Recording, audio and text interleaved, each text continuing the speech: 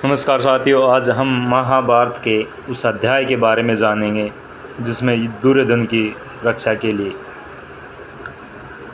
गंधमादन पर्वत स्थित कुबेर के महल में 4 वर्ष व्यतीत करने के पश्चात पांडवगण ने वहां से प्रस्थान किया और मार्ग में अनेक वनों में रुकते रुकते स्थान स्थान पर अपने शौर्य और पराक्रम से दुष्टों का दमन करते, ऋषियों और ब्राह्मणों के सत्संग का लाभ उठाते वे द्वैतवन पहुँचे। वहीं रहकर वनवास का शेष समय व्यतीत करने लगे। अब तक वनवास के 11 वर्ष पूर्ण हो चुके थे। पांडवों के द्वैतवन में होने की सूचना दुर्योधन तथा उसकी दुष्ट मंडली जिसमें दुशासन, शकुनी, कर्ण आदि को मिली। वे एक बार फिर वहां जाकर पांडवों को मारने की योजना बनाने लगे। संयोगवश उन दिनों कौरवों की गो संपत्ति द्वैतवन में ही थी। अपनी गो संपत्ति अन्वेषण, निरीक्षण आदि करने के बहाने दुर्योधन ने धृतराष्ट्र से द्वैतवन जाने की अनुमति प्राप्त कर लिया। इस प्रकार दुर्योधन और उसकी दुष्ट मंडली ने अपनी एक विशाल सेना के साथ द्वैतवन में पहुंचकर वहां अपना डेरा डाल दिया। वे अपना राजसी ठाट बाट का प्रदर्शन कर पांडवों को जलाना भी चाहते थे। इसलिए बहुमूल्य वस्त्राभूषणों से सुसज्जित राजमहिलाओं को भी उन्होंने अपने साथ रख लिया था।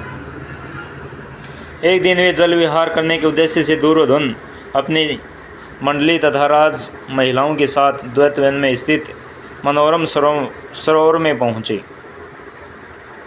किंतु उस सरोवर में गंधर्वराज चित्ररथ पहले से ही आकर अपनी पत्नियों के साथ जल क्रीड़ा कर रहे थे। चित्ररथ के सेवकों ने दुर्योधन को सरोवर में उतरने से रोकते हुए कहा, इस समय गंधर्वराज चित्ररथ अपनी पत्नियों के साथ इस सरोवर में जल क्रीड़ा कर रहे हैं, अतः उनके बाहर आने से पहले अन्य कोई भी सरोवर में नहीं उतर सकता।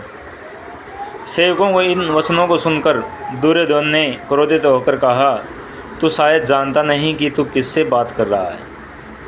मैं हस्तिनापुर नरेश धृतराष्ट्र का महाबली पुत्र दुर्योधन हूँ। यह सरोवर हमारे राज्य की सीमा के अंतर्गत आता है। तू जाकर चित्ररथ से कह दे कि इस राज्य का युवराज यहाँ जल विहार करने आया है और तुम्हें इस सरोवर से बाहर निकलने की आज्ञा दी है। दुर्योधन के द्रप्तयुक्त संदेश को सुनकर गंधर्वराज चित्ररथ के क्रोध का पारावार न रहा और उसे दुर्योधन तथा उसकी मंडली के साथ युद्ध आरंभ कर दिया। दुर्योधन के साथी और सेना कुछ समय तक वो युद्ध करते रहे, किंतु चित्ररथ को अधिक बलवान पाकर वे सभी दुर्योधन राजमहिलाओं को वहीं छोड़कर भाग खड़े हुए। चित्ररथ ने दुर्योधन और उन राजमहिलाओं को कैद कर लिया। दुर्योधन के भगोड़ी सेना जब कुछ न सूझा तो वहां निवास करते हुए पांडवों के पास जाकर उनसे दुर्योधन और राजमहिलाओं की मुक्ति के लिए याचना करने लगे। उनकी याचना सुनकर भीमसेन ने प्रसन्न होकर युधिष्ठिर से कहा, बड़े भैया, दुर्योधन अपने राजसी वैभव का हमारे सामने प्रदर्शन करने आया था। गंधर्वों ने दुर्योधन की दुर्वस्था करके हमारे हित का काम किया है। आप कदापि उसे मत छुड़वाना। इस पर युधिष्ठिर बोले, भैया भीम, ये लोग हमारी शरण में आए हैं और शरण में आए लोगों की रक्षा करना क्षत्रियों का धर्म होता है। फिर दुष्ट स्वभाव का होने के बाद भी दुर्योधन आखिर हमारा भाई ही है। इसके साथ ही राज महिलाएँ हमारे ही कुल की महिलाएं हैं और उनका निरादर होने से हमारे कुल को कलंक लगेगा। इसलिए उचित यही है कि तुम और अर्जुन जाकर उनकी रक्षा करो। अपने बड़े भाई की आज्ञा मानकर भीम और अर्जुन ने सरोवर के पास जाकर चित्ररथ को युद्ध के लिए ललकारा। उनकी ललकार सुनकर चित्ररथ क्रोधित होने के बजाय मुस्कुराते हुए अर्जुन के पास आए और बोले, हे पार्थ, मैं तो तुम्हारा सखा ही हूँ। वास्तव में दुष्ट दुर्योधन अपनी सेना के साथ तुम लोगों का वध करने के लिए यहाँ आया था। देवराज इंद्र को इस बात की सूचना मिल चुकी थी, इसलिए उन्होंने मुझे यहाँ भेजा था। हे सखा, नीति कहती है कि ऐसे दुष्टों को कभी क्षमा नहीं करना चाहिए, किंतु अपने बड़े भ्राता की आज्ञा मानकर यदि तुम दुर्योधन को छुड़ाना ही चाहते हो तो लो, मैं तुम्हें इसे तथा इसके साथ ही राज महिलाओं को अभी छोड़ देता हूँ।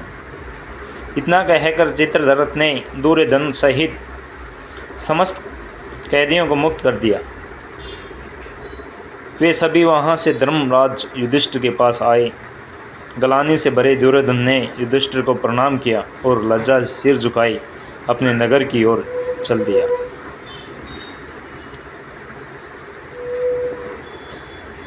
धन्यवाद साथियों। हमारे YouTube channel zero brainer video को सब्सक्राइब करें। हमारे इस YouTube चैनल पर हर बार सनातन धर्म से एवं महाभारत की कहानियाँ आती रहेंगी। आप बेल आइकन को दबाना न भूलें, क्योंकि आपको सबसे पहले नोटिफिकेशन आ जाएगा कहानियों का। Thank you.